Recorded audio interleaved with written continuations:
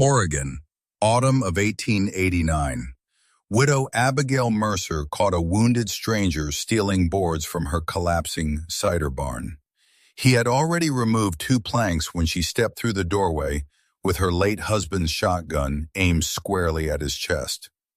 "Put them back." The stranger froze. He was perhaps 35, broad through the shoulders and dressed in clothes that had spent several nights beneath open sky. Dried blood darkened the left side of his coat. A tool belt hung at his waist, and one hand still gripped a carpenter's pry bar. "I can explain," he said. "Begin with why my barn is becoming smaller." "I needed a splint." "For your arm?" "For the bridge across Mill Creek." Abigail tightened her grip on the shotgun. "You are stealing my boards to repair a bridge?" "I intended to cross it before the men behind me arrived." "That improves very little." A small brass object slipped from his tool belt and struck the floor. It was a carpenter's plumb bob, worn smooth from years of use. The stranger glanced at it but made no attempt to retrieve it. "My name is Jonah Creed," he said. Abigail knew the name. A wanted notice bearing it had been posted outside the Pine Crossing Mercantile 3 days earlier. The drawing had shown a savage-looking criminal with black eyes and a scar that the man before her did not possess. According to the notice, Jonah Creed had sabotaged a timber trestle near Alder Pass, caused the deaths of 6 workers, and fled before trial. "You're wanted for murder." "No, I'm wanted for surviving long enough to dispute who caused it." That sounds carefully phrased. It is. Abigail had learned to distrust carefully phrased men. Bankers, land agents, and physicians announcing that nothing more could be done all favored the habit. "Take your tools and leave." Jonah looked past her through the open barn door. Rows of apple trees descended the hillside toward the Mercer farmhouse. Their leaves had curled at the edges, and undersized fruit hung from branches already surrendering to autumn. Several younger trees were completely bare. "How long since those trees had deep water?" he asked. "That is none of your concern." 4 months? Leave. The eastern row will be dead by spring. The rest might last another year. Abigail raised the shotgun higher. "You have reached the portion of this conversation where silence becomes useful." Jonah lifted both hands. Pain crossed his face as his injured shoulder moved. "There's water on Alder Ridge," he said. "Enough to save the orchard. The ridge is 2 miles away. 2 3/4. A basalt ravine lies between here and there. I saw it. My husband spent 3 summers trying to run a ditch around it. He should have crossed it." Abigail went still. "How?" "With a suspended timber flume, 1,200 feet across the ravine, dropping 7 inches for every 100 feet. Your lower field already has the correct grade." He nodded toward a line of old cedar posts nearly hidden beneath brush.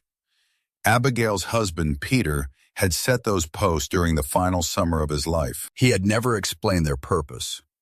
After his death from pneumonia 2 years earlier, she found half-finished measurements in his desk, but no complete design.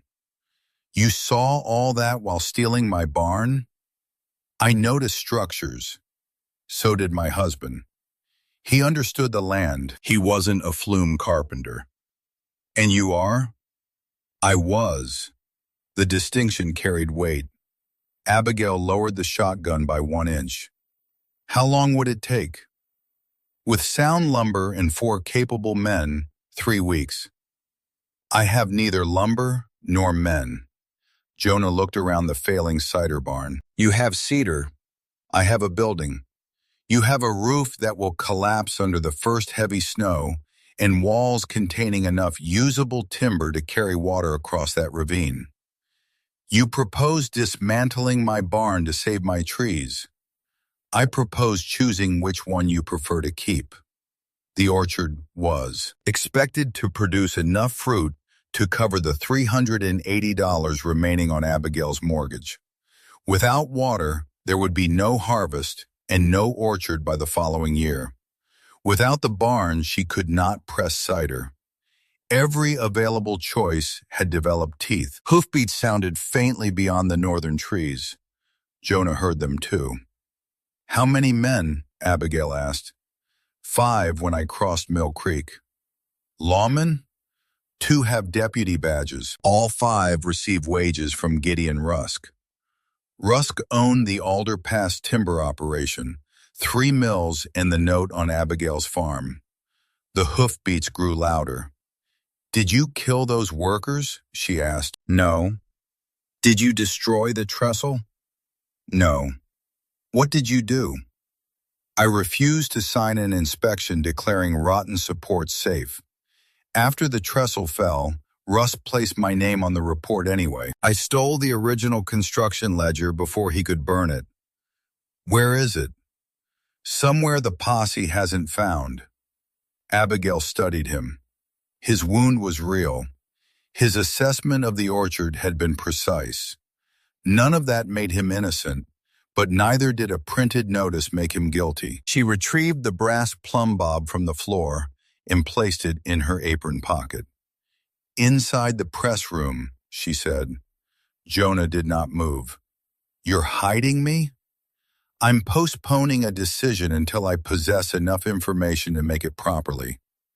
The riders entered the orchard. Abigail opened the narrow door behind the cider press. "If you have lied to me, Mr. Creed, the men outside will become the least urgent of your problems." Jonah stepped into the darkness.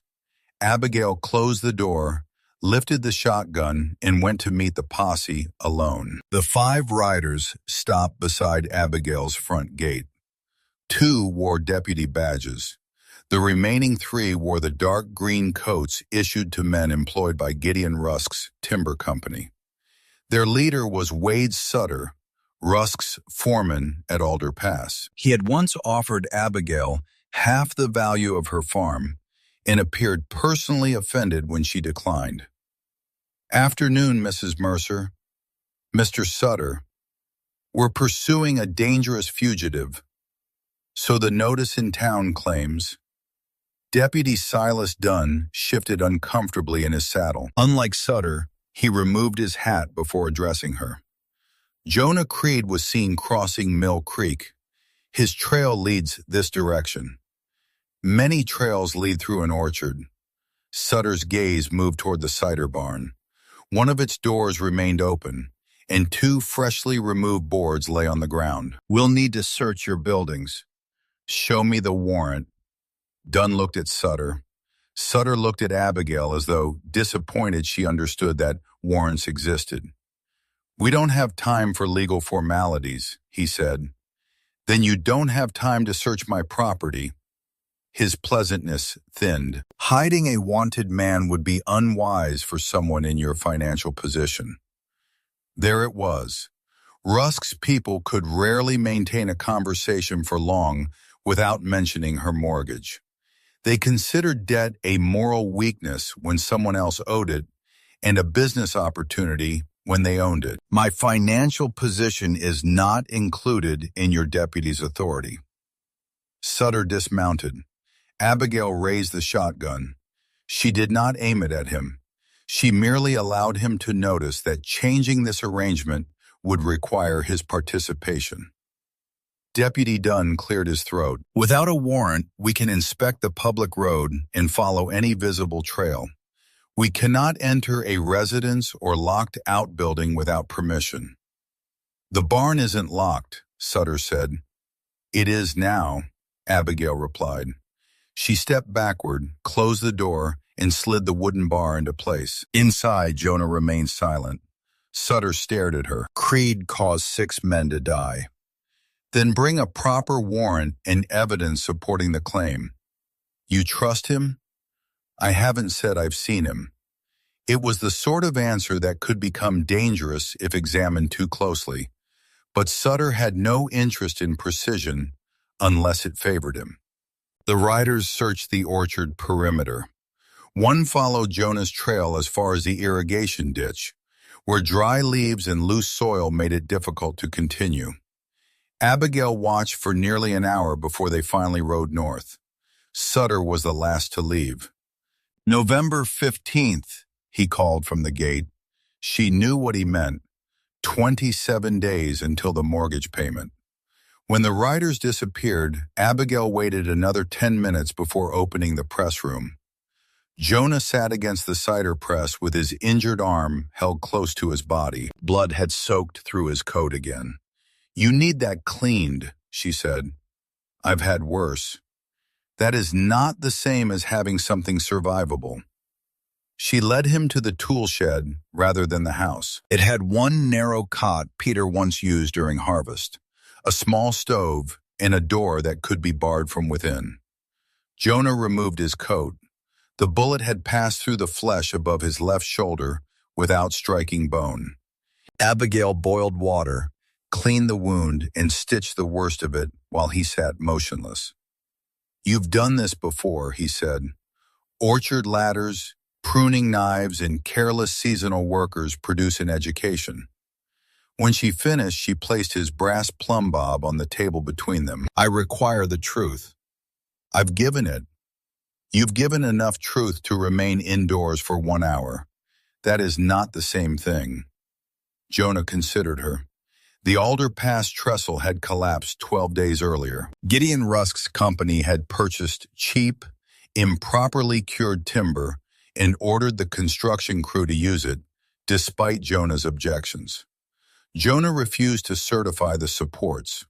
When the trestle failed, Rusk produced an inspection report carrying Jonah's signature. "A forgery?" "Yes." "Can you prove it?" The original supply ledger lists every rejected beam and the name of the man who approved its use. "Gideon Rusk?" "His superintendent, but the payments lead back to Rusk." "Where is the ledger?" "Inside an abandoned charcoal kiln north of Mill Creek." "You crossed the bridge to retrieve it." "I was attempting to." Until he had that ledger, Jonah possessed only his word against the richest man in the county. Abigail understood that category of contest. She was currently participating in one. "What does Rusk want with my orchard?" she asked. Jonah glanced through the shed window toward the trees. "His new logging road needs to cross the eastern slope. Your farm is the only property between the Alder Pass timberline and the railroad siding at Pine Crossing. He told me the orchard was failing and he was offering charity. Rusk has never mistaken profit for charity." That explained why he had purchased her mortgage. Abigail folded her hands. "You need shelter until you recover the ledger. I need water before the trees die, and Rusk takes the land." "Yes. You will design and build the Flume. In exchange, I will give you food, a place to sleep, and reasonable protection from men who arrive without warrants. Building it will expose me. Failing to build it will leave you hiding in a tool shed on land Rusk owns after November 15th. Jonah looked almost amused. "You negotiate directly." "I have 27 days. Indirectness is expensive." He stood and walked with her into the orchard. The original irrigation channel began at the upper boundary and ended near the ravine. Peter's cedar posts continued along the slope, preserving the grade he had planned. Jonah examined the first post, then sighted toward the ridge. "We need 14 trestle frames," he said, "each 30 feet apart. The central span requires a suspended trough anchored into the basalt." "How much lumber?" "Nearly everything sound in the cider barn." "And labor?" 3 men could finish in 18 days. "We have 1 injured carpenter and a widow." "Can you use a cross-cut saw?" "Yes." "A framing chisel?" "Yes." "Can you cut a mortise?" "No." "I can teach you." He said it without mockery, as though not knowing something was merely the condition preceding learning it. "What else?" she asked. "We need iron straps, 2 augers, and 400 feet of rope. I have $23. That will not cover half. Abigail studied the dying trees.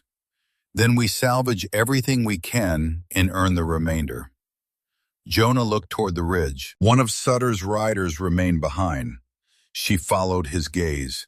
A brief flash of light appeared among the pines, the reflection of a spyglass. Rusk's men were watching the orchard. Jonah retrieved the brass plumb bob and held its cord between 2 fingers. The weight settled into a perfectly vertical line. If we build openly, they'll know I'm here. Abigail watched the weight become still. Then we build where they cannot see us, she said, until it is too late to stop. They began dismantling the cider barn after sunset. Abigail removed boards from the interior walls while leaving the outer siding untouched. From the ridge, Rusk's watcher would see an unchanged building. Inside, Jonah converted the salvaged cedar into flume supports. His wounded shoulder prevented him from handling the longer beams, so Abigail carried them. "You can ask for help," he said when she lifted one end of a 12-foot plank. "You have one functioning arm. I still have 2 hands. And fresh stitches. Guide the other end." He obeyed. Jonah taught her to cut mortises by lantern light. His first demonstration was slow and exact, showing how the chisel followed the grain rather than fought it. Abigail's first joint was too narrow. Her second leaned. The third fit so tightly that Jonah required a wooden mallet to separate it. "You learn quickly," he said. "You explain clearly." Neither treated the exchange as more intimate than it was. Both noticed that it felt like something more. They worked until 2 each morning, then concealed the finished pieces beneath loose hay. At dawn, Abigail returned to the orchard while Jonah slept in the tool shed. 4 days passed. The spy remained on the ridge. Abigail behaved as though nothing had changed. She pruned dead branches, collected the undersized apples, and loaded 20 bushels into Peter's old wagon. Jonah watched from inside the barn. "You won't receive a fair price in Pine Crossing," he said. "Rusk owns the packing house. I'm not selling to the packing house." She drove 12 miles south to a railway hotel whose cook had purchased Mercer apples before Peter's death. The manager bought all 20 bushels for $13 and ordered another load if she could deliver before the end of the week. Abigail returned with rope, 2 iron straps, and exactly 17 cents. Jonah examined the supplies. "You spent everything." "I retained 17 cents. "Comforting." "We still need an auger." "I can modify Peter's brace." "You can do that?" "I am beginning to suspect you haven't formed a sufficiently ambitious opinion of carpenters." She almost smiled. That night, they lowered the first completed trestle frame into the eastern orchard. The trees concealed them from the watcher, while moonlight gave enough illumination to work without a lantern. Jonah used his brass plumb bob to check the frame. The weight swung twice before settling. 2 inches west, he said. Abigail adjusted the footing. 1 inch back. She moved it again. Hold it there.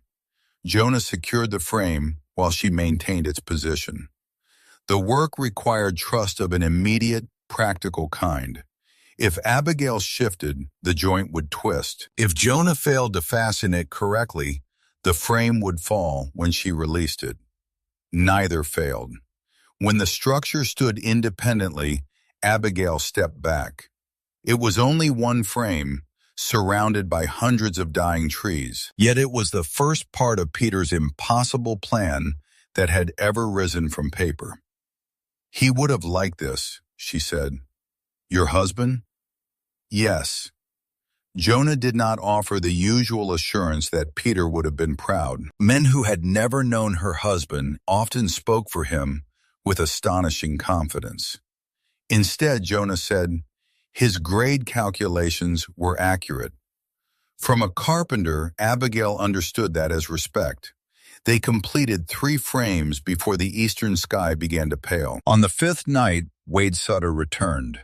He came alone and without a badge. Abigail heard his horse outside the barn and extinguished the lantern. Jonah disappeared behind the cider press. Sutter entered through the open door. "You've been working late. The barn requires repair." He inspected the interior. Abigail had replaced the removed wallboards with rotten planks taken from the collapsed rear section. In darkness, the deception held. "Seems a poor investment," he said, "considering the farm will belong to Mr. Rusk next month. The payment is not yet due. You won't make it from that harvest. Then Mr. Rusk should have nothing to worry about." Sutter's gaze moved toward the press room. Abigail stepped between him and the door. "Did you need something? Creed's trail ended near your property. So you told me 5 days ago. He's wounded. A man like that might threaten a woman alone. I have a shotgun." "I noticed." Sutter leaned closer. "If you see him, remember that helping a fugitive can cost a person more than land." After he left, Jonah remained hidden until the hoofbeats faded. "You should send me away," he said. "That would be convenient for Rusk. It might be safer for you. Those are not the same thing." The following morning, Abigail found 3 fresh survey stakes driven into the eastern slope of her orchard. Each carried the mark of Rusk Timber Company. The line ran directly across the route planned for their flume. Jonah pulled the final stake from the soil. Beneath it lay a strip of red survey cloth stamped with 4 words. Mercer Spur. Work begins November 16, 1 day after her mortgage came due. Rusk was not waiting to learn whether Abigail would lose the farm. He had already planned what he would build after taking it. The watcher left the ridge every evening at 6:30. Abigail had determined this by noting when sunlight stopped reflecting from his spyglass. He returned shortly after 8, likely following supper at one of Rusk's logging camps. That gave them 90 minutes. "The charcoal kiln is 4 miles away," Jonah said. 3.5 by Peter's hunting trail. "You're coming? You cannot retrieve a ledger. Watch for Rusk's men and protect your injured shoulder simultaneously. I managed before meeting you. You were caught stealing a barn." Jonah accepted the point without enthusiasm. They left at dusk carrying 2 cedar planks, rope, and Jonah's tool belt. The route passed through the upper orchard before entering dense fir woods, where the watcher could no longer see them. Mill Creek lay a mile beyond the trees. Its footbridge had lost half its decking. Jonah had attempted to repair it when Abigail found him in the cider barn, but the remaining timbers were more rotten than they appeared. He tested the first support. "Peter built this," Abigail said. "Recently?" 8 years ago. He did good work." Jonah showed her how to place the replacement boards so their weight rested on the stone abutment rather than the damaged central beam. She held them while he secured them with rope. "You could rebuild it permanently," she said, "after the flume. You assume you'll remain that long?" He looked at her across the narrow bridge. "I assume the work should be finished." It was not an answer to the question she had meant, though she had not asked that question clearly enough to object. The abandoned kiln stood beyond the creek beneath a slope of blackened stone. It resembled a squat, circular tower built from brick and reinforced with iron bands. Blackberry vines covered one side. Jonah found fresh boot prints near the entrance. "Someone searched here," he said. "Rusk's men?" "Probably." Inside, broken bricks and old charcoal covered the floor. Someone had disturbed the lower stones and opened every obvious hiding place. Jonah looked up toward the kiln's narrow ventilation shaft. "I hid the ledger behind a loose brick near the top." "Can you reach it?" "Not from inside. There was a ladder outside." The ladder had been destroyed. Abigail examined the shaft. "Your plumb bob," Jonah understood. He tied a small hook to the brass weight and lowered it from the kiln's upper opening while Abigail guided the cord from below. On the fourth attempt, the hook caught a wrapped bundle behind the loose brick. She drew it down carefully. The ledger landed in her hands. Outside, they opened the oilskin wrapping. The first pages recorded timber purchases for the Alder Pass trestle. Jonah pointed to entries for seasoned Douglas fir, strong, expensive, and suitable for heavy supports. The delivery pages told a different story. Rusk had substituted green hemlock at less than half the cost. 6 men died so he could save $900, Abigail said, and protect a larger contract with the railroad. Jonah turned to the final inspection entry. His name appeared beneath a statement declaring the support safe. Abigail studied the signature. "This is copied. How can you tell?" "Your name appears 7 pages earlier beside a tool receipt. The final stroke breaks in precisely the same place." "I thought it looked wrong." "It does more than look wrong. Whoever forged it traced the earlier signature." For the first time, Jonah possessed evidence supporting his account. Then Abigail found the payment section. Several entries were disguised as transportation expenses, but no freight company was listed. Each contained only initials. WS, $40, Wade Sutter. SD, $15, Silas Dunn. Jonah's expression hardened. The deputy knew? "He received something," Abigail said. "We still need evidence of what it purchased." She turned another page. Near the bottom was an entry dated 6 weeks after Peter's death. Mercer note acquired, $380, Eastern Spur after default. Rusk had purchased her mortgage for exactly the remaining principal. He had not acquired it as an investment. He had bought a path across her land. The final line was more recent. Creed recovered before Mercer work begins. No hearing. No hearing, Abigail repeated. They never intended to take me to trial. A branch snapped outside. Jonah extinguished the lantern. Footsteps moved around the kiln. 1 man, perhaps 2. Abigail pointed toward the rear wall, where several bricks had fallen away beneath the blackberry vines. The opening was narrow, but large enough. Jonah shook his head and indicated his shoulder. Abigail went first, pushing through thorns. Jonah passed her the ledger and followed. They crawled beneath the vines while a lantern entered the kiln behind them. Wade Sutter's voice came through the brick. "Search the upper shaft again." Abigail and Jonah moved into the trees. Sutter had discovered the hiding place. If he found the ledger gone, he would know Jonah had returned, and that someone was helping him. They reached Mill Creek. Their 2 bridge planks had been removed. Rain in the mountains had raised the water. The creek struck the damaged supports hard enough to shake them. "We cannot cross here," Jonah whispered. Abigail looked upstream. Peter's hunting trail followed the bank toward a fallen cedar she had used years earlier. The tree might still reach the opposite side. This way. They found it half a mile north. The trunk remained across the creek, wet but solid. Jonah tied the rope around Abigail's waist. "I know how to cross a log. If you fall, knowing will not pull you out." She allowed the rope. Halfway across, lanterns appeared downstream. Sutter's men had reached the broken bridge. Abigail crossed first. Jonah followed with the rope secured to his belt. They entered the orchard 7 minutes before the watcher returned to the ridge. Inside the tool shed, Abigail spread the ledger beneath the lamp. The proof could clear Jonah, expose the forged inspection, and establish why Rusk wanted her land.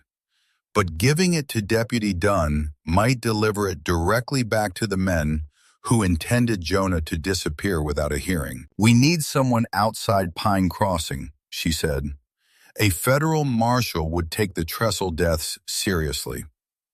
The nearest office is in Portland, nearly 200 miles. Abigail looked at the dying orchard, the dismantled barn, and the unfinished Flume frames hidden beneath its floor. 23 days remained before foreclosure. Rusk had money, deputies, and men watching every road. They had one ledger, $23 worth of supplies, and each other. For the first time, it did not feel like nothing. Abigail copied the ledger by hand. She began after midnight and worked until dawn, reproducing every figure, date, and notation exactly. Jonah sat across the table, comparing each completed page with the original. "You have a clerk's handwriting," he said. "My father kept a general store. I managed his accounts before I married Peter." That explains the mortgage calculations. It also explains why Gideon Rusk dislikes discussing numbers with me. By sunrise, they possessed a complete duplicate and a written statement describing where the original ledger had been found. The question was how to send it beyond Rusk's reach. The railway hotel manager, Helen Carr, provided the answer. Her nephew worked aboard the northbound mail car and passed through Pine Crossing every Friday. If Abigail delivered a sealed package to the hotel before noon, Helen would place it directly into his hands. "He won't give it to anyone except the marshal's office in Portland," Abigail said. Jonah looked at the original ledger. "If Rusk's men stop the train, they would need to know which bag contains it. They may search you before you reach the hotel. Then I'll carry apples." She placed the ledger inside a narrow wooden box, covered it with straw, and packed late-season apples around it. Jonah walked with her to the wagon. "You could give them my location if Sutter stops you." "I could. You would keep the farm." "No, Rusk would take it on November 15th and claim he had shown me mercy." "You might negotiate." "I have negotiated with men like Gideon Rusk. They consider surrender an opening offer." Abigail drove away. At the hotel, Helen accepted the apple box without asking what it contained. She had known Abigail for 9 years and understood that when a practical woman requested an unusual favor, the explanation was generally less important than doing it correctly. "Friday train leaves in 20 minutes, Helen said. "Your nephew must not open the box." He was raised better than that. Abigail sold the remaining apples to the hotel kitchen, then purchased a used auger from a retired wheelwright. When she returned to Coyote Mesa, the original ledger was traveling north. Jonah could have been traveling south. Instead, she found him beneath the eastern trees, fitting another crossbeam into a completed frame. "You stayed," she said. "I agreed to build a Flume. The ledger could clear your name. Eventually. You no longer require my protection. I require it until a marshal believes the ledger. And your trees require water, whether he believes it or not." That answer pleased her more than it should have. They now had 16 completed frames hidden throughout the orchard. The central span across the ravine remained the difficult portion. The following night, Jonah led Abigail to the basalt edge and lowered his brass plumb bob over the drop. The ravine was 80 feet deep and nearly 400 feet across at its widest point. Peter's planned route used the narrowest section, where stone outcroppings on both sides could hold the support cables. "We build 2 towers," Jonah explained, "then suspend a wooden trough between them. In 18 days? 14 if the weather holds." The first tower required 4 heavy uprights. Jonah could no longer hide his frustration with his injured shoulder. Every movement that should have been simple required Abigail's assistance. On the second morning, he attempted to lift a beam alone. The stitches tore. Abigail took the bloodied cloth from his hand and pointed toward a stump. "Sit. We are losing daylight.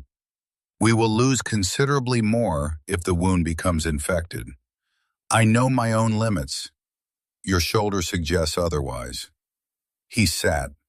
While Abigail cleaned the wound, Jonah stared toward the unfinished tower. My brother said almost the same thing, he said. The one who died in the trestle collapse? No, Nathan died 12 years ago during a Flume project in California. A cable snapped while Jonah and Nathan were raising a support frame. Nathan fell into the gorge before Jonah could reach him. Since then, I check every rope myself, Jonah said. Every joint, every support, and lift every beam, if I can. Even when doing so makes the work less safe. His jaw tightened. Abigail finished bandaging his shoulder. You cannot build this Flume alone, she said. That is not a criticism. It is the design. He looked at her. The truth of it was structural, not emotional. That made it harder for him to reject. From then on, they divided the work according to ability rather than pride.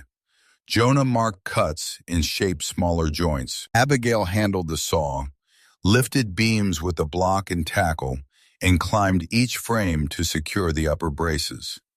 He never praised her courage for climbing.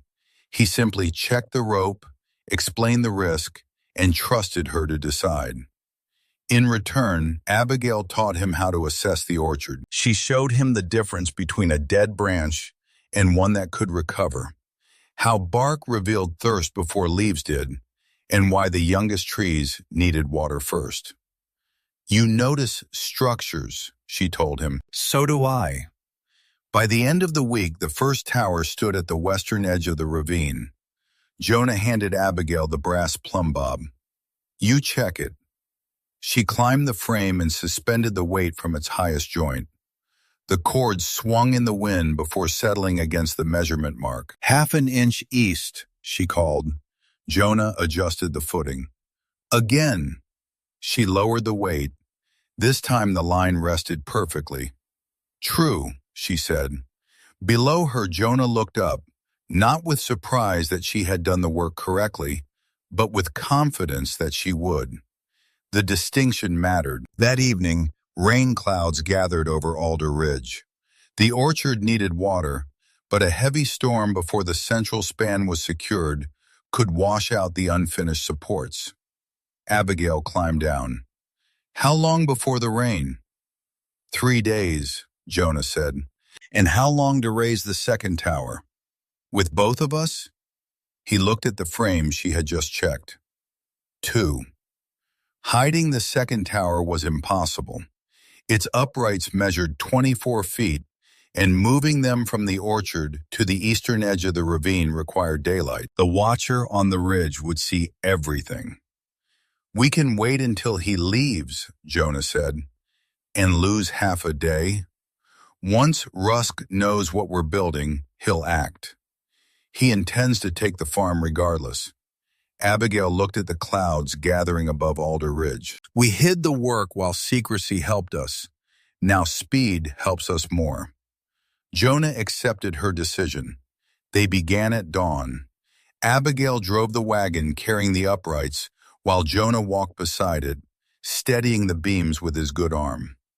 On the ridge, sunlight flashed from the watcher's spyglass. By 9, the watcher was gone. Riding to Rusk, Jonah said.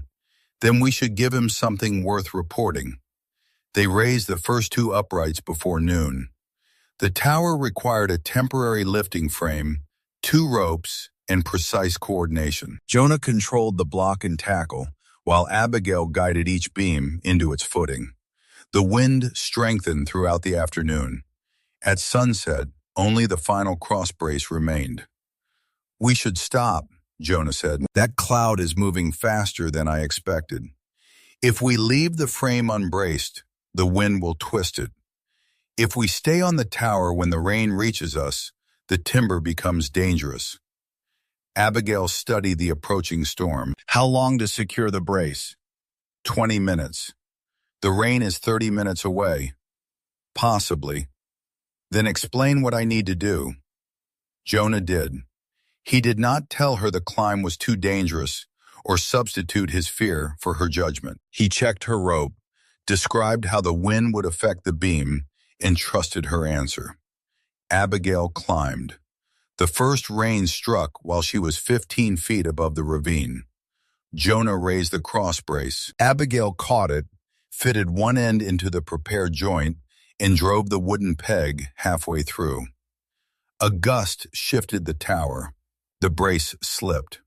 "Hold the line," she called. Jonah wrapped the rope around the anchor post and used his weight to control the beam. Abigail repositioned it. Lightning flashed above the ridge. She drove the second peg home. "Secure!" Jonah released the lifting rope. Abigail descended as rain covered the ravine. They reached the cider barn moments before the storm broke completely. Water hammered the remaining roof. The partially dismantled walls groaned, but held. Abigail lit a lantern while Jonah barred the door against the wind. For an hour, neither spoke. They sat on opposite sides of the cider press, listening to the storm test everything they had built. "You were right about the timing," Jonah said eventually. 28 minutes. "I estimated 30. You should take greater care with your figures." He laughed. It was the first time Abigail had heard the sound without restraint. It warmed the damaged barn in a way the lantern could not manage. Then the eastern wall shuddered. Jonah inspected it and added a temporary brace. When he finished, he remained beside the timber, one hand resting on the new support. "Nathan died in weather like this," he said. Abigail waited. "The cable had been inspected that morning. I checked it myself. When it broke, I spent years trying to find the mistake I must have made." "Did you find one?" "No." "Then perhaps the cable failed. I was responsible for the work." "You were responsible for building carefully. You were not responsible for controlling every weakness in iron, timber, and weather." His face closed slightly. "That is easy to say when it was not your brother." "No," Abigail said. "It is something I learned when Peter died." Jonah looked at her. Peter had refused to call a physician until his pneumonia was advanced.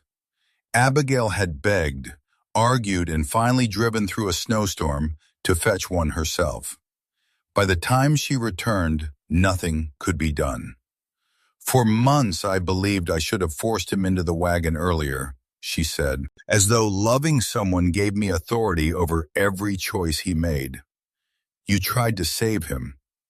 "Yes, he still died." Rain moved across the roof in heavy waves. "I loved my husband," she continued. "I was angry with him too. Both things remained true after he was gone." Jonah did not tell her the anger was wrong or that grief would eventually make it disappear. "Peter attempted to build the Flume alone," she said. "He believed asking for help meant failing to provide. By the time I understood what he was doing, he had already abandoned the project. And now you're finishing it. We are finishing it."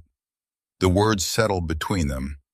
Jonah looked toward the crossbeams hidden beneath the hay. "I don't know how to work beside someone without preparing for the moment they disappear." "Then stop preparing." "What should I do instead?" "Check the ropes, cut the joints. Let tomorrow remain tomorrow until it arrives." It was practical advice. That made it possible for him to hear. They slept in the barn because the storm made crossing the yard unpleasant, and because neither wanted to leave the unfinished structure alone. Abigail used the narrow cot in the press room. Jonah slept beside the door beneath his coat. Nothing improper happened.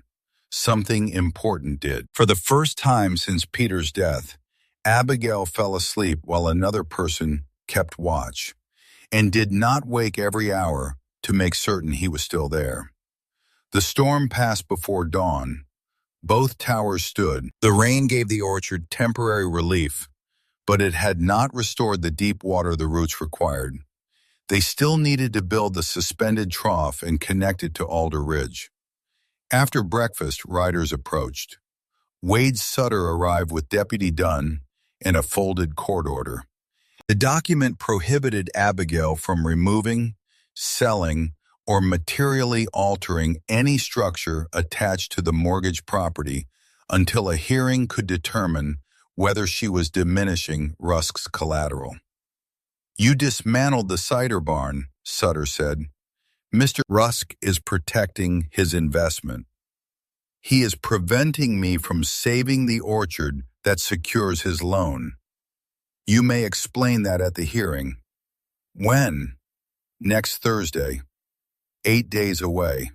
By then, the first hard frost could arrive." Sutter looked toward the towers at the ravine. "If another board leaves that barn before the hearing, Deputy Dunn will arrest anyone involved." His gaze rested on the closed tool shed. For one moment, Abigail wondered whether he knew Jonah was inside. Then Sutter smiled, mounted his horse, and rode away. Abigail examined the court order. The towers were complete. The anchors were ready. But every remaining board needed to carry water across the ravine was still part of the cider barn. Abigail read the court order 6 times. It prohibited altering buildings attached to the mortgage. It said nothing about standing timber. The northern edge of the orchard contained 11 mature cedars Peter had planted as a windbreak during their first year on the farm. They protected the apple trees from winter weather and were the straightest timber Abigail owned. Jonah understood before she spoke. "No, you haven't heard the proposal. I know what those trees mean. They mean lumber. Peter planted them. And Peter planted the orchard they can save." Jonah looked toward the cedars. "Once we cut them, we cannot put them back." "No, that is generally how cutting works. I can find another source." "Where?" He had no answer. Abigail selected 8 trees, preserving the 3 that shielded the youngest apples. She marked each trunk with chalk. "This is my decision," she said. "Do not turn respecting Peter's memory into another way of deciding for me." Jonah met her gaze. "All right." They began cutting. Without a sawmill, Jonah split each trunk along its grain using iron wedges, then shaped the pieces with an adze. It was slower than using prepared boards, but the resulting cedar planks were strong, light, and naturally resistant to decay. Abigail learned to use a froe. Her first plank twisted badly enough to become firewood. The second was serviceable. By the 5th, Jonah trusted her with the longest sections. They worked in the cedar grove during daylight, hidden from the ridge. At night, they transported the finished planks to the ravine and assembled them into trough sections. 14 days remained before the mortgage deadline. The northbound mail train returned on Friday. Helen Carr sent a boy from the hotel carrying an empty apple box and a folded receipt. The United States Marshal's Office had received the ledger. A deputy marshal was examining the evidence and expected to travel south within 6 days. 6 days felt both brief and impossibly long. "Rusk may learn about this," Jonah said. "Then we finish before he acts." They suspended the first trough section that night. It hung between the completed towers, supported by rope and iron straps. Abigail climbed the western frame with Jonah's brass plumb bob tucked into her belt. The lines showed the trough dropping too sharply. "If we leave it," Jonah said from below, "the water will strike the second joint with too much force." Abigail adjusted the suspension cable until the grade matched Peter's measurements. "True," she called. They fitted the next section before dawn. By Sunday, more than half the ravine had been crossed. A narrow wooden channel now stretched through open air where Peter's ditch had failed. The orchard leaves continued curling. They had perhaps 10 days before the damage became permanent. On Monday afternoon, Gideon Rusk came to Coyote Mesa. He arrived in a polished carriage with Wade Sutter, Deputy Dunn, and 4 timbermen. Abigail met them in the cedar grove with a froe in one hand. Rusk was a compact man in his 50s who wore expensive boots on land he expected other people to muddy for him. "You were ordered to stop dismantling the barn," he said. I stopped. He surveyed the split cedar planks. "You are diminishing the value of the property. The order names buildings. These are trees. The mortgage covers the entire farm. Ownership remains mine until default. I may manage my own timber." Rusk glanced at Dunn. The deputy unfolded the order, read it, and looked uncomfortable. "She's correct," he admitted. Rusk's expression did not change, but something behind it hardened. "You cannot complete that flume without a carpenter. I have been managing. Poorly, I imagine. Your imagination has never improved my accounts." Sutter walked toward the stacked planks. "We should inspect the work." "No," Abigail said. "This order gives us authority. It gives you authority to confirm that I have stopped removing boards from the barn. You can see the barn from where you stand." Sutter reached for her cross-cut saw. Abigail placed the froe across it. The timbermen moved closer. From behind the split logs, Jonah said, "She told you not to touch it." Silence entered the grove. Jonah stepped into view. His shoulder had healed enough that he no longer held it stiffly. He carried no weapon, only a wooden mallet. Gideon Rusk looked almost relieved. "There you are." Deputy Dunn reached for his handcuffs. Jonah placed the mallet on the ground. "You intend to arrest me? There's a warrant. Will I reach a courtroom this time?" Dunn hesitated. Abigail took the folded receipt from her pocket. "The original Alder Pass construction ledger is now in the possession of a federal marshal. It contains the false inspection, the substituted timber, and payments made to Wade Sutter." She looked directly at Dunn. "Your initials appear there too." The deputy's face changed. Russ spoke before he could answer. "Arrest Creed. Mrs. Mercer can explain her involvement at the hearing." Dunn fastened the cuffs around Jonah's wrists. Abigail stepped forward, but Jonah shook his head once. "Not surrender. Instruction. Wait." "The flume is more than half finished," he told her. "I know. The central joint needs another iron strap." "I know. Check every support before releasing water." "I know that too." Something passed between them that Rusk could not understand because he believed taking the carpenter meant taking the knowledge. Deputy Dunn led Jonah toward the carriage. Before entering it, Jonah turned back. "You can finish it." He did not say he hoped she could. He said it as a fact. Rusk smiled at Abigail from inside the carriage. 10 days until your trees die," he said. 14 until your land becomes mine." The carriage carried Jonah away.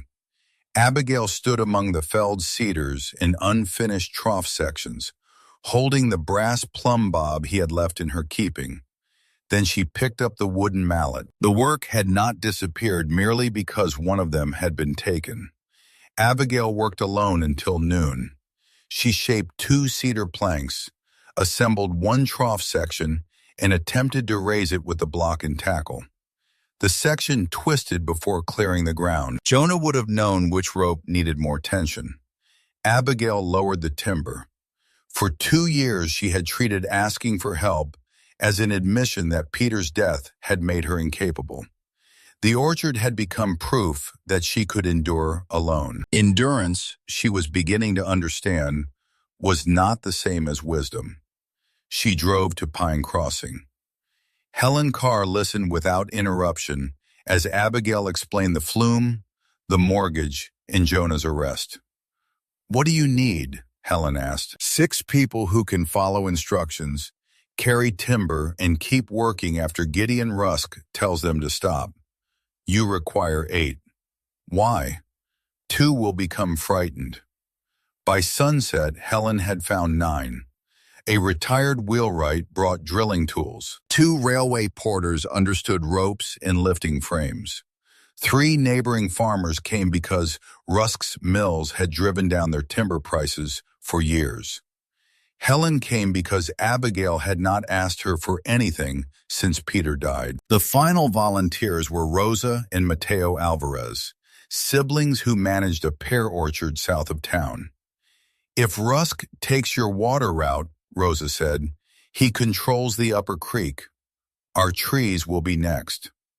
They began the following morning. Abigail directed the work. She used Peter's measurements in everything Jonah had taught her. The volunteers completed joints while she inspected them, adjusted suspension ropes, and rejected any support that did not sit squarely. When one farmer suggested changing the grade to save time, Abigail lowered Jonah's brass plumb bob from the trough. "If we raise this end," she explained, "the water loses speed before reaching the orchard. If we lower it, the central joint takes too much force. The line stays where it is." No one argued again. By the second evening, the wooden channel crossed the ravine. By the third, they connected it to Peter's abandoned upper ditch and cleared 9 years of brush from the lower channel. The flume was complete. Only the Alder Ridge headgate remained closed. In Pine Crossings jail, Jonah sat beneath a window too narrow for his shoulders. Gideon Rusk visited on the second night. He brought a confession. It stated that Jonah had knowingly approved the defective trestle supports, then sabotaged the structure after a dispute over wages. "If you sign," Rusk said, "I will extend Mrs. Mercer's mortgage for 1 year. You'll take the orchard as soon as the logging spur is approved. She would receive compensation. Set by you." Rusk placed the pen on the table. "Without your signature, she loses the farm in 12 days. The federal marshal will arrive too late to matter." Jonah did not touch the pen. "You still misunderstand her. I understand debt. You understand ownership. They are not the same thing." Rusk collected the confession. At the door, he paused. "By tomorrow morning, there will be nothing left for your flume to carry." After he left, Jonah heard voices in the corridor. Wade Sutter was speaking with the night guard. They would ride to Alder Ridge before midnight, destroy Peter's original headgate, and release the stored water into Rusk's mill pond. By morning, the damage would appear to have been caused by the storm. Deputy Dunn entered the cell block an hour later. Jonah told him what he had heard. Dunn's expression tightened. Sutter wouldn't discuss that in front of a guard. The guard works for Rusk. So does half the town, according to you. The ledger proves it. It also contains my initials. Did Rusk pay you? Dunn looked away. The $15 had been given to him for delivering a sealed inspection report to the county office. He had not known the document contained Jonah's forged signature. "But I knew it was irregular," Dunn admitted. "I didn't ask because my wife was ill and I needed the money. 6 men died." "I know." The words cost him something. Jonah stepped toward the bars. "You can remain here and let Rusk use that payment to own you for the rest of your life. Or you can take me to Alder Ridge as your prisoner and witness what his men are doing. If I unlock this cell, you could run. I could have run before Abigail sent the ledger. Why didn't you? Because running might save me. It will not save her orchard." Dunn stood motionless for a long time. Then he opened the cell.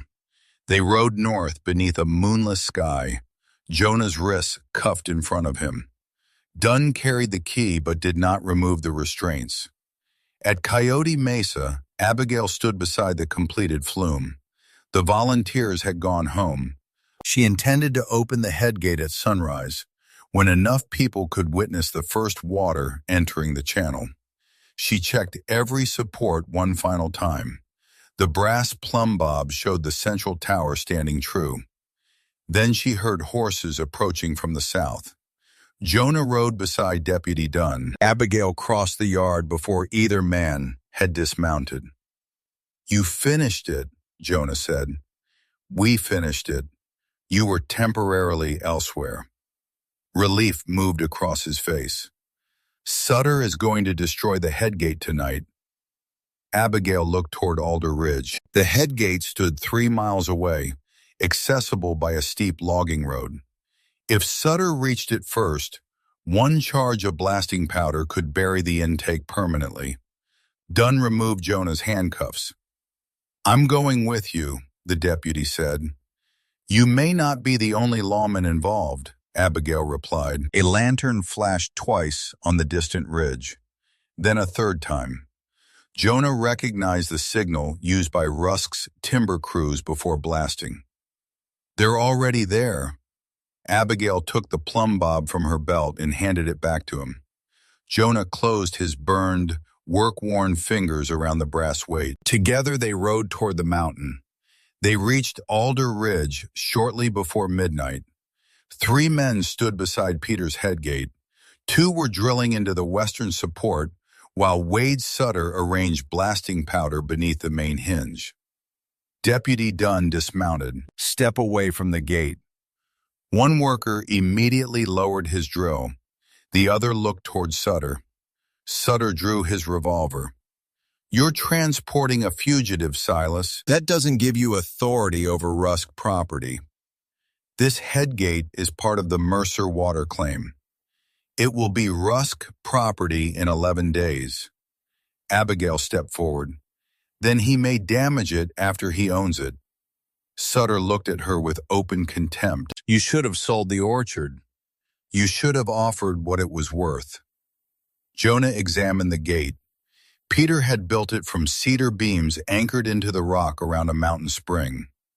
Behind it, weeks of diverted water had collected in a narrow reservoir. If the western support failed suddenly, the released water would destroy the upper ditch rather than enter it. Jonah lowered his brass plumb bob beside the gate. The weight disappeared into the black water. "What are you doing?" Dunn asked, finding the hinge. The cord settled against the submerged timber, showing how far the support had shifted under pressure. "The blast won't only destroy the headgate," Jonah said. "It will send the reservoir down the logging road." Sutter's 2 workers stood directly in that path. "You told us it would flow south," one said. "It will," Sutter replied, "after clearing this obstruction." "He's lying," Jonah said. "The western brace is carrying most of the pressure. Destroy it and the water follows the steepest ground." The first worker backed away. Sutter struck a match. Deputy Dunn raised his revolver.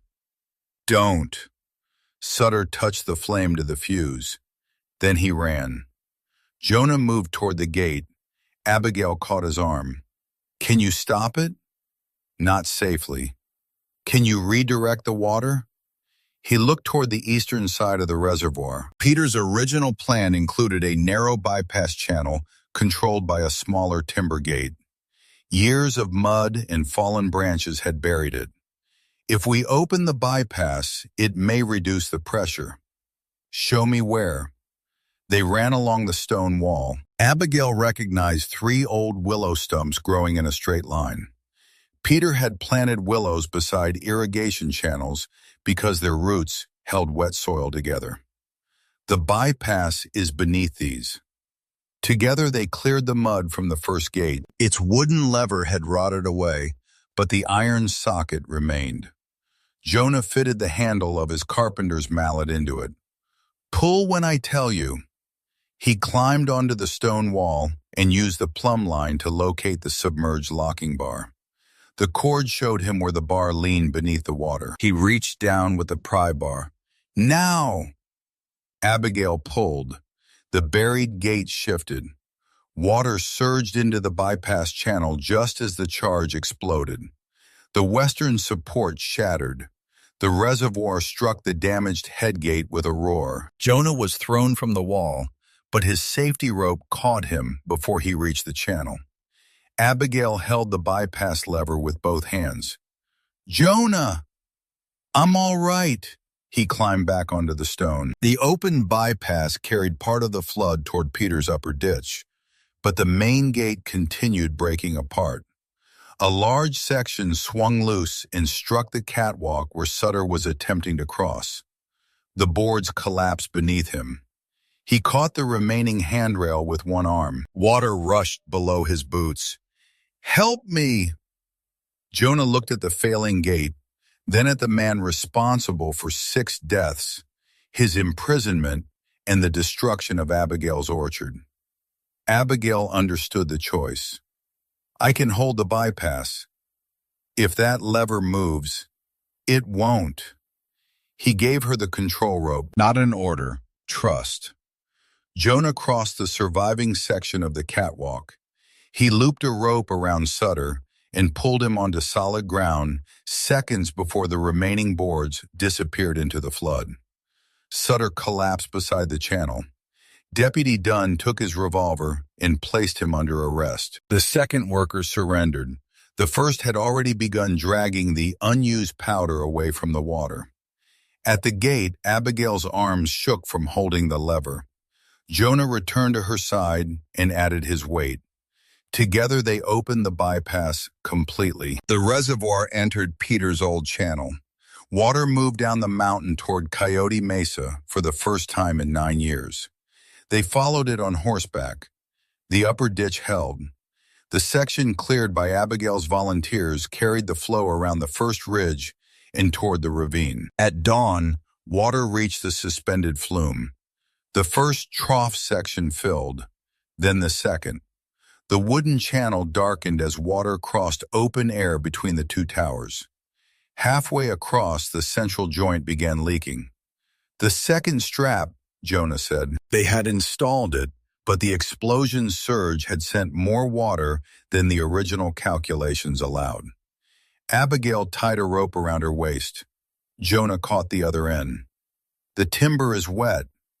"I know. The tower may shift." "Then watch the line." She climbed. Jonah stood at the western anchor with the brass plumb bob suspended beside the frame. The moment the tower moved, the weight would reveal it. Abigail crawled along the maintenance rail until she reached the leaking joint. Water sprayed across her face and made the cedar slick beneath her knees. The strap had pulled loose from one side. She repositioned it and drove the fastening peg through the prepared hole. The trough shuddered. "Hold!" Jonah called.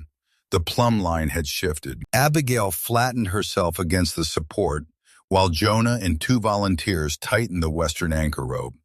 The tower returned to true. "Now!" She drove the final peg home. The leak narrowed to a thin stream. The flume held. Water crossed the ravine, entered the lower ditch, and flowed toward the orchard. Abigail climbed down. Jonah met her at the bottom of the tower. He touched her shoulders, checking for injuries before seeming to realize how closely he was holding her. "You came back," she said. "So did you." Neither moved away immediately. Deputy Dunn approached with Sutter bound behind him. "The marshal will arrive in approximately 2 days," he said. "Until then, Creed remains legally in my custody." Abigail's expression hardened. Jonah shook his head. "This is how we clear my name properly." Dunn held out the handcuffs but did not fasten them. "You'll ride beside me," he said. "I think we've had enough chains." Jonah looked at Abigail. "I'll be at the hearing," she said. "I know." He mounted and rode toward Pine Crossing with the deputy. Abigail remained beside the flume. Minutes later, water entered the first orchard row. It spread through the dry soil and disappeared around the roots of Peter's oldest apple trees. One by one, every channel filled. The dying orchard had not yet recovered. Leaves would not uncurl in a single morning, and damaged fruit would not become whole overnight. But beneath the earth, the roots were drinking. For now, that was life enough. For 3 days, Abigail walked every row of the orchard. She cut thin sections of bark from the youngest trees and examined the living tissue beneath. Some branches were beyond saving, and 14 trees would need to be removed before winter. The others had survived. Water could not restore the undersized fruit already hanging from them, but it had reached the roots in time to preserve the following year's growth. The orchard would live. 2 days after the Headgate explosion, Deputy United States Marshal Edwin Hale arrived from Portland carrying the original construction ledger. He examined the Alder Pass records, Peter's water claim, and the court order Rusk had used to stop Abigail's work. He interviewed Jonah, Deputy Dunn, the 2 timber workers, and Wade Sutter separately. Sutter requested a bargain before the afternoon ended. At the hearing, Gideon Rusk sat behind 2 attorneys and behaved like a man attending someone else's difficulty. That confidence lasted until the marshal opened the ledger. The supply records documented Rusk's substitution of green hemlock for seasoned Douglas fir. The forged inspection signature had been copied from an earlier page, including the same accidental break in the final stroke. Deputy Dunn testified about the $15 payment and Rusk's effort to prevent Jonah from receiving a hearing. The workers from Alder Ridge described Sutter's attempt to destroy the Headgate. Sutter admitted that Rusk had ordered the sabotage and promised payment after the Mercer property entered foreclosure. Rusk's attorneys objected frequently. The evidence continued without them. By evening, the warrant against Jonah had been withdrawn. Rusk was taken into federal custody pending charges involving fraud, conspiracy, and the Alder Pass deaths. The judge dissolved the order against Abigail's cider barn. Her mortgage remained valid. Gideon Rusk's crimes did not erase the $380 Peter had borrowed. The debt would pass into the hands of the receiver managing Rusk's property, and the payment deadline remained 9 days away. Outside the courthouse, Jonah found Abigail studying the mortgage papers. "I have $41, he said, and tools worth perhaps another 60. "No. The orchard is alive because of both of us." "Yes, that does not make my debt yours. I could invest." "You are a carpenter with no permanent address and one recently dismissed murder warrant. That is a severe but accurate assessment."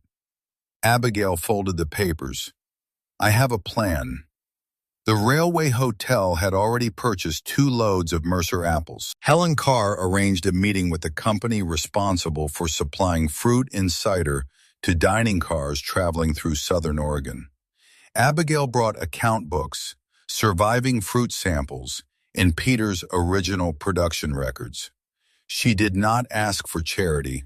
She offered a contract. In exchange for a $410 advance, the railway supplier would receive a fixed quantity of apples from the following year's harvest at an agreed price. If the crop fell short, Abigail would repay the difference through cider deliveries over 2 seasons. The purchasing agent offered $300. Abigail showed him the restored water supply, calculated the orchard's likely yield, and explained precisely how much the hotel currently paid for inferior fruit transported from California. They settled at $400. On November 14th, Abigail entered the Pine Crossing Bank and paid the mortgage in full. The clerk handed her the released note. She read every line before leaving. Jonah departed for Portland the following morning to testify before the federal inquiry. He did not ask Abigail to wait for him, and she did not promise to. They had both learned that affection did not become more honest merely because it was phrased indirectly. "I want to return," he said beside the railway platform. "I want you to." The answer was enough. He came back 22 days later. Snow covered the upper ridge, but the Flume still carried a narrow winter flow into the orchard reservoir. Abigail was pruning damaged branches when she saw Jonah walking up the road with his tools over one shoulder. He stopped beside Peter's oldest apple tree. "Rusk was indicted," he said. The trestle contracts have been suspended. Every bridge built by his company will be inspected. And you? Cleared completely. Abigail looked at the tool chest. Are you staying? If we can agree upon the terms. I expected terms. I will rebuild the cider barn and press house. You will pay me a fair wage after the next harvest. Reasonable. I will maintain the Flume. In exchange for living here. She waited. Jonah removed his hat. And I would like to court you properly, if you are willing. You have slept in my tool shed, dismantled my barn, and been arrested in my cedar grove. I believe propriety has already suffered. His mouth moved toward a smile. Is that a refusal? No. They rebuilt throughout the winter. The new press house stood on the stone foundation of the old barn. Abigail insisted they preserve Peter's original cider press and the soundest beam from the first building. Jonah agreed without hesitation. He did not treat Peter's memory as a rival to be removed. Peter had loved Abigail, planted the cedars, and begun the measurements that made the Flume possible. Jonah simply continued building where another good man's life had ended. In March, the first apple buds opened. Jonah proposed beside the western Flume tower. He carried no ring. Instead, he held the brass plumb bob that had passed between them throughout the work. I used to believe building beside someone meant accepting responsibility for everything that might happen to them, he said. Then you taught me that partnership means trusting another person to carry weight too. Abigail took the brass weight from his hand. You also taught me that guarding something alone is not the only way to keep it. Will you marry me? Yes. They married in May beneath apple trees covered in white blossoms. But the wedding was not the ending. The following autumn produced the largest harvest in the orchard's history. Abigail fulfilled the railway contract, paid Jonah his carpenter's wages, and used the remaining profit to purchase a new cider press. Rosa and Mateo Alvarez joined her in forming an independent growers association. Small orchards no longer had to accept whatever price Rusk's packing house offered. The new Mercer press house processed fruit for families throughout the valley. Jonah returned to bridge construction, but never again allowed inspection records to remain hidden in a company office. Every worker could examine the timber orders, calculations, and safety reports. He trained apprentices to question materials that looked wrong, and supervisors who demanded silence. At Coyote Mesa, he maintained the Flume every spring. Abigail walked the orchard beside him, marking trees for pruning and measuring the previous year's growth. The brass plumb bob hung beside Peter's original plans in the press house. Each year, Jonah removed it from its nail and used it to check the two towers. Later, Abigail's apprentices did the same. The weight always settled without hurry, showing whether the structure remained true. Over the next 38 years, the orchard expanded from 40 acres to 90. The press house became a gathering place during harvest, filled with workers, neighboring families, and children stealing apples when they believed Abigail was not looking. She usually was. The cider barn Jonah had once tried to steal 2 boards from outlived them both in its rebuilt form. Peter's old beam remained above the entrance, weathered but strong. Jonah's plumb bob hung inside, worn smooth by generations of hands. The widow who had guarded a dying orchard alone did not lose it by accepting help. The fugitive carpenter who had spent years preparing to lose everyone he worked beside finally built something he allowed himself to keep. And between the orchard and Alder Ridge, the wooden Flume continued carrying water across the ravine, a long, true line joining everything they had survived to everything they chose to build.